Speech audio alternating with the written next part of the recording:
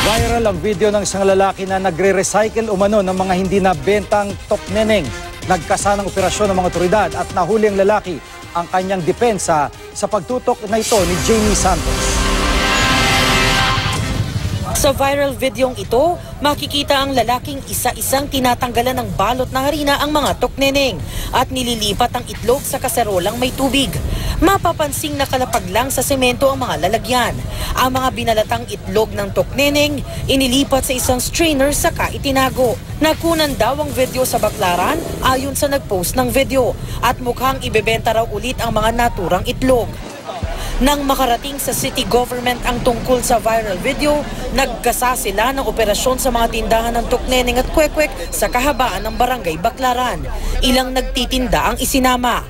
Maya-maya, nahuli rin ang lalaki sa viral video.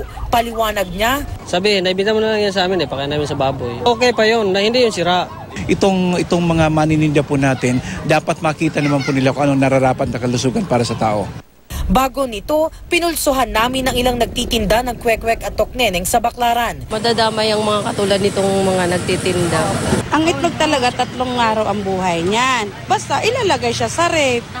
Tapos pwede naman siya i-recycle kung sa tama din nalagayan. Hiningan din namin ng reaksyon tungkol sa viral video ang ilang parokyano ng street food. Usually po kasi pag street foods po, hindi po tayo 100%. Tinakasanayan ko na po pag nagsisimba po ako dyan. Okay naman? Wala naman po. Paalala ng mga eksperto, dapat maging mapanuri sa mga kinakain lalo ngayong magtatag-init. Papasok talaga dito yung contamination, bacterial overgrowth or growth. Okay? So, pwede ka magkaroon ng acute gastroenteritis.